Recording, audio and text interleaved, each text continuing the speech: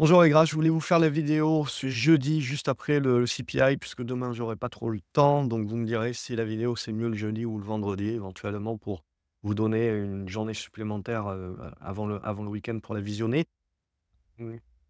On va parler du CPI. CPI, donc l'inflation US qui ressort un petit peu au-dessus des attentes. On va dire que c'est une inflation donc qui est stagnante, qui est collante, qui se valide à ce stade-là.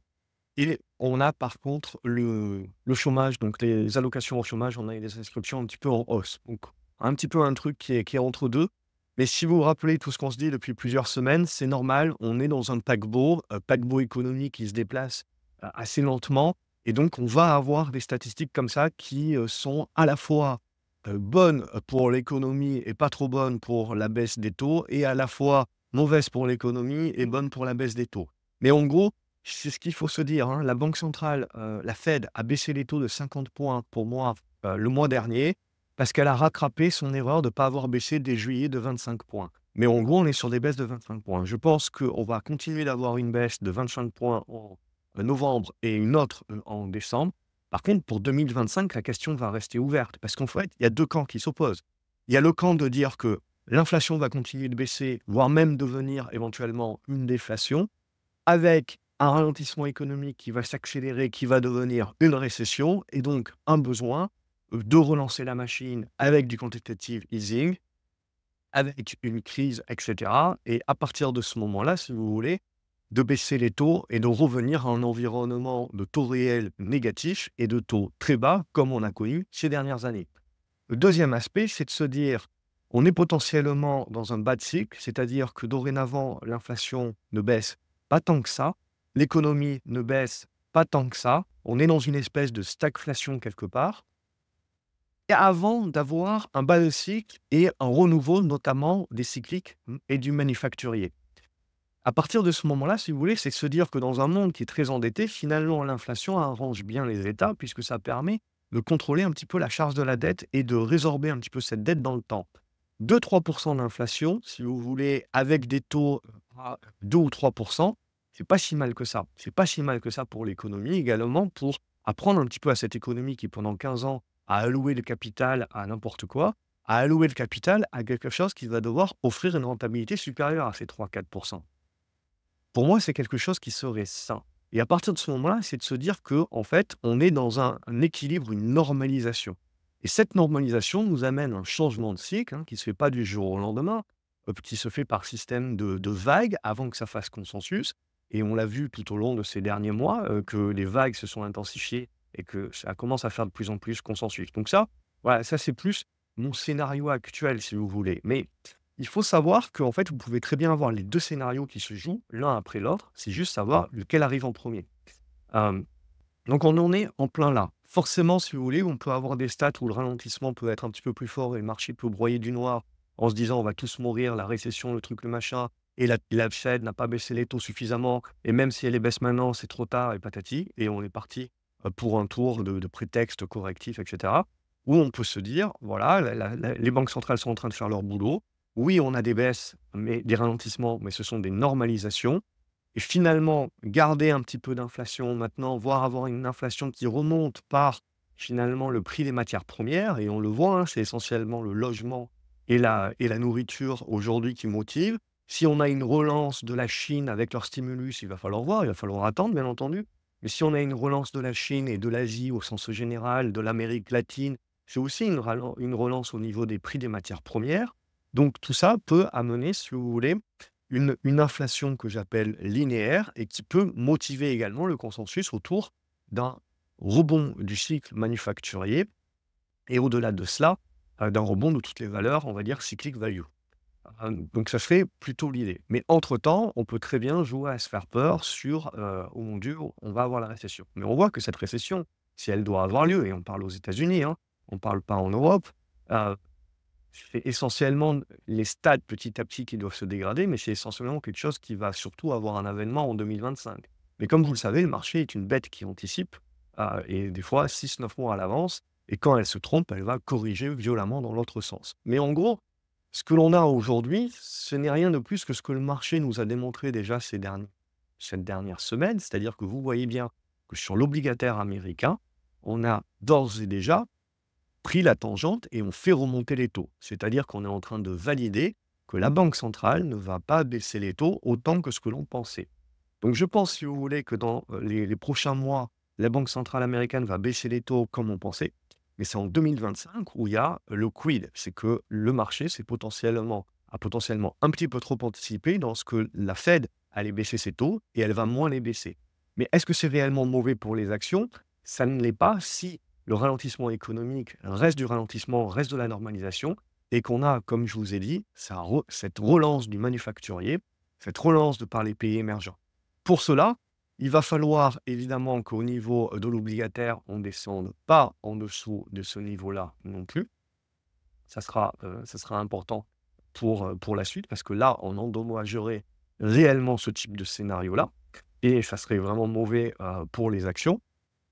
Et à partir de ce moment-là, pour moi, c'est toujours, comme je vous le dis maintenant depuis de nombreux mois, l'euro-dollar qui me permet de me dépatouiller. Et l'euro-dollar, on le voit, regardez, on est revenu sur le dollar actuellement. Donc ça, l'idée, c'est toujours la même. On est toujours, vous voyez, dans la grosse filière. À force de tracer, vous voyez, c'est pour ça que je fais tous ces traits, parce que ça fait longtemps qu'on trace la même figure. Et on s'était dit, là, tant qu'on ne break pas, on n'a pas cette fuite en avant sur les marchés émergents, et j'inclus l'Europe dessus, avec un retour des flux à l'international, c'est-à-dire sous-performance des US, surperformance de l'international et surperformance des valeurs cycliques. Donc pour l'instant, on voit que on revient en gros dans une neutralité. Si on casse ici par le bas, c'est-à-dire force au dollar, c'est-à-dire que globalement, ce qu'on est en train de se dire, c'est qu'on est en train de mettre la pression sur les pays qui sont endettés en dollars, donc sur les pays émergents. Et à partir de ce moment-là, si vous voulez, ça peut être lié aussi à qui va être élu à la présidence américaine. Il y a beaucoup de choses qui vont lier. Donc ça peut vouloir dire, la récession arrive, on a peur de la récession, ou éventuellement, on se prend une déflation avec récession et on a peur de tout cela et on va chercher du refuge dans le dollar. Pour l'instant, pour moi, on revient dans la neutralité. Donc on voit bien que le marché, de toute façon, est partagé et a besoin de données supplémentaires pour pouvoir se décider. C'est pour ça que les deux scénarios sont sur la table, si vous voulez, et c'est pour ça que le marché va alterner et hésiter entre les deux jusqu'à ce qu'il y en ait un qui fasse consensus. Donc on est pile poil là-dedans, on est en attente et on voit que pour l'instant, toutes les stats qui sortent, elles peuvent être interprétées de chaque côté un petit peu des lignes. Donc on est sur ces niveaux-là. Donc pour moi, on est toujours dans la figure, donc on est toujours indécis, on est toujours quand même au-dessus des niveaux de support, donc je reste quand même avec mon biais toujours de la cassure vers le haut de notre euro-dollar. Et n'oubliez pas qu'une faiblesse du dollar pour les États-Unis, c'est aussi bien pour gérer leur dette. Donc un petit peu d'inflation, un dollar qui est un petit peu faible pendant un laps de temps, si vous voulez, ça peut être voulu aussi par les autorités américaines pour gérer leur déficit, qui doit être à 6 ou 7 du PIB, et pour gérer leur niveau de dette, et pour continuer de faire tourner la musique. N'oubliez pas, ils ne peuvent pas faire faillite, ils impriment autant de dollars qu'ils veulent, et ils ont la meilleure armée du monde avec le plus gros budget militaire du monde. Donc, c'est ce qui permet un petit peu de continuer d'avoir confiance. Et à partir de ce moment-là, ils peuvent très bien mettre la pression si jamais le dollar augmente, si jamais il y a quelques problématiques. Il leur suffit de faire monter le dollar pour mettre la pression sur tous les pays qui sont endettés, mettre la pression sur tous les pays émergents, dont la Chine, qui ont besoin des exportations. Et à partir de ce moment-là, si vous voulez, vous mettez très fortement la pression sur eux, rien qu'avec un dollar fort. Vous les obligez du coup à vendre encore plus leur dette américaine. Et cette dette américaine, on peut se dire: «Ah ben oui, ça va, si tout le monde vend la dette américaine, ça affaiblit les États-Unis». Que dalle! La Fed peut très bien décider de baisser les taux, peut très bien décider de pousser les banques régionales et la Fed elle-même à racheter cette dette-là, et vous vous retrouvez avec une dette qui est entièrement, majoritairement détenue par les Américains eux-mêmes. Donc vous payez des intérêts hauts, mais à vous-même. Donc, si vous voulez, voilà, vous imprimez vos propres billets, vous avez votre propre dette. Donc, clairement, si vous voulez, à un moment donné, il faut bien comprendre qu'il y a pas la pression, c'est plus les Américains qui peuvent la mettre que les autres pays encore à ce stade-là. Donc une fois qu'on a dit ça, on peut aller regarder du côté des matières premières. Et c'est là aussi on va avoir d'autres indicateurs, comme avec notre copain le Brent, le pétrole. Et si on va regarder le pétrole, on va se retrouver avec la même temporisation partout, si vous voulez. Donc, tant qu'on ne casse pas les 69, 68 par le bas, pas la peur de la récession qui l'emporte. Tant que vous ne remontez pas dans cette zone des 85-86 $, c'est pas le scénario inflation linéaire, inflation par les matières premières et remontée de l'inflation qui permet de résorber un petit peu la dette et donc nouveau cycle manufacturier, cyclique, qui reprend la poire. Donc là, on est entre les 2. On a fait un rebond au prorata de la baisse qui revient choper cette oblique-là qui, pour moi, me paraît assez importante et derrière, il faudra casser cette autre oblique. Donc en gros, c'était notre ancienne figure en triangle qui resserre de résistance et qu'il faudra recasser par le haut pour insuffler le scénario dont on a parlé, le scénario 2. Le scénario 1, c'est celui où on recasse par le bas. Donc à ce stade-là, on est dans le pas de la figure. Donc il faut quand même avoir un biais prudent, mais on voit que la réaction a quand même été très forte. Alors certes, il y a la géopolitique, les conflits, etc., qui peuvent dynamiser tout cela, mais on en est là. On parle aussi de plus en plus cessez-le-feu en Ukraine. Je pense que c'est peut-être une question de mois, et c'est ça qu'il faut et qu'il va falloir regarder aussi. Donc on est là, et n'oubliez pas que voilà, le prix de pétrole, en gros 70 $, ça convient un petit peu à tout le monde, mais pas trop en dessous mais il faut quand même, pour maintenir la pression un petit peu, sur les ennemis, américains, il faut quand même maintenir ce pétrole bas, surtout que ça nous sert bien parce que ça nous permet de remplir à nouveau les cuves stratégiques qu'on avait, vidées pour pouvoir maintenir l'inflation basse. Donc il y a tout ce petit jeu qui est en train de se montrer et finalement, moins de volatilité, c'est ce qui peut plaire, à la majorité. Si je vais regarder du côté de mon cuivre, je me retrouve avec la même idée. C'est que donc on a la correction qui est pour moi au prorata. On reste au-dessus de tout ça. On est toujours dans nos larges figures. Le jour où ça casse ici par le haut, on a bien notre reprise cyclique de par les matières premières. Et tout ce que je vous dis, si vous voulez, c'est juste qu'à un moment donné, il faut penser que tous les prix sont en train d'évoluer sur un étage au-dessus que ceux qu'on a eu l'habitude de voir évoluer ces dernières années. Et donc c'est ça l'inflation linéaire, si vous voulez. C'est qu'on n'est plus dans quelque chose d'exponentiel, en mode choc post-Covid. C'est qu'on est dans quelque chose de plus qui monte, si vous voulez, de manière plus linéaire et plus logarithmique. Donc c'est là où on est. Et le jour, si vous voulez, où on commence à péter ça par le haut, bon, tout le monde vous expliquera qu'il y a la Chine, bien entendu, mais tout le monde vous expliquera surtout que les mines de cuivre, on n'en a pas ouvertes beaucoup sur les 10 dernières années. Ça coûte de plus en plus cher d'aller en chercher et potentiellement, on est dans un déficit d'offres par rapport à la demande. Mais ça, c'est un grand classique, si vous voulez, ça fait déjà plusieurs années qu'on en parle, mais in fine, si vous voulez, c'est ça qu'on est en train de construire. Certains verront une épaule, tête, épaule inversée.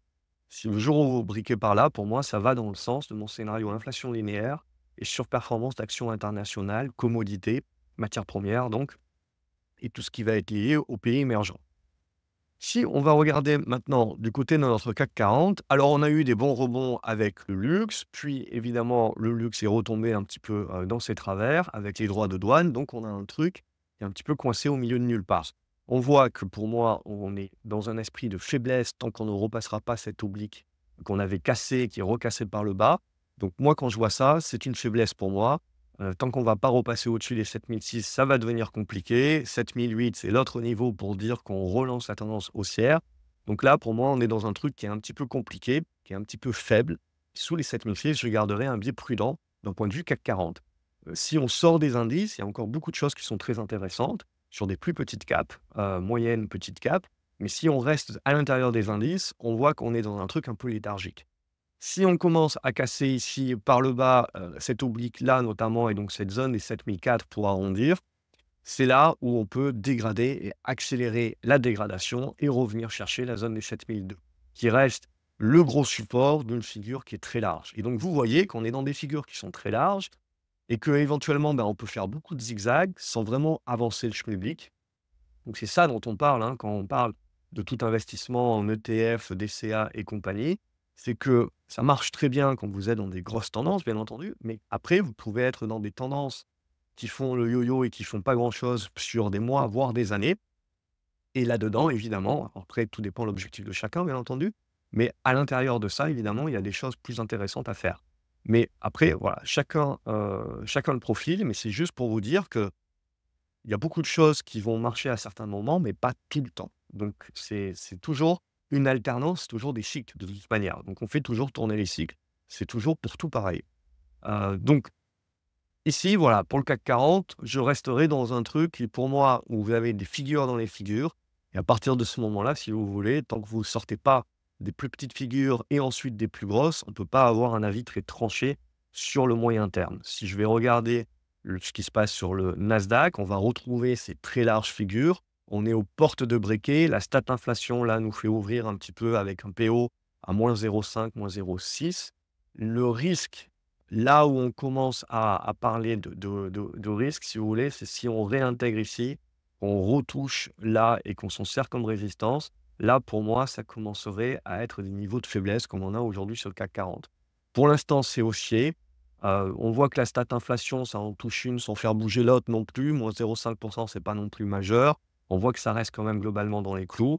À ce stade-là, c'est haussier point barre. Je n'ai pas de retournement. Tant que je tiens mes 19 600, 19 500, je suis OK pour essayer d'aller chercher mes plus hauts, voire des nouveaux ATH. Mais à partir du moment où je vais repasser en dessous de mes 19 600, 19 500, je garderai un biais beaucoup plus prudent sur la suite. Mais là aussi, c'est un truc qui peut faire beaucoup de yo-yo avant de donner une vraie tendance de moyen terme. Donc on pourra parler de faiblesse pendant très longtemps. Ce sera une normalisation et une neutralisation à l'intérieur d'une figure large qui peut être en triangle ascendant ou en triangle symétrique. Je ne sais pas encore si cette oblique-là vaut grand-chose. Pour l'instant, elle bute bien.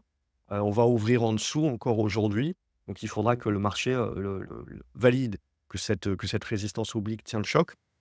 Mais voilà, on aura un petit peu ces aspects-là. Quand je vais aller regarder ma rotation que j'ai eue sur mes dividendes déjà depuis le début de l'année et la fin de l'année 2023 notamment, on est là aussi dans une volonté de cibler, de consolider, ce qui me semble très normal, ce qui peut nous faire avoir une rotation un petit peu court terme interne, c'est-à-dire qu'on voit avec les résultats qui vont arriver, peut-être les semi-conducteurs qui peuvent tirer leur épingle du jeu pour faire du rebond et donc pour donner un petit peu une surperformance à nouveau aux semi-conducteurs et les valeurs cycliques qui peuvent, un petit peu, broyer un peu plus de noir. C'est surtout au-delà des résultats, pour moi, ce qui va m'intéresser, c'est de regarder le discours des PDG, parce qu'ils vont nous dire ce qui doit venir dans les 6 9 mois. Donc ils peuvent déjà nous donner un avant-goût de, est-ce que eux ils voient vraiment arriver une récession ou est-ce que leur business est résilient également? Donc c'est ça aussi qui va être important. Mais là, on voit que on a une volonté de souffler un petit peu plus et de temporiser sur ce type de rotation-là. Donc on peut avoir une rotation entre secteurs, court terme. Pour moi, le mouvement de moyen terme reste bon. C'est juste que il faut accepter qu'il y ait éventuellement une correction là-dessus, sans remettre en cause la tendance de fond et donc qui peut ouvrir une fenêtre d'opportunité, une fenêtre de tir. Et quand je vais aller, regarder, l'or et l'argent, on va retrouver la même idée avec le dollar. C'est-à-dire qu'on bloque pour l'instant, ça nous permet de revenir chercher des supports. À ce stade-là, ça ne retourne pas la tendance à la baisse, on est toujours haussier. On revient chercher les supports, c'est toujours des tendances qui sont haussières, mais qui bloquent et qui font de la consolidation. Même chose pour l'or. Je veux dire, l'or peut revenir consolider sur les 2500 $. On remet rien en cause. On a cassé cette oblique ici, maintenant qui me sert de soutien.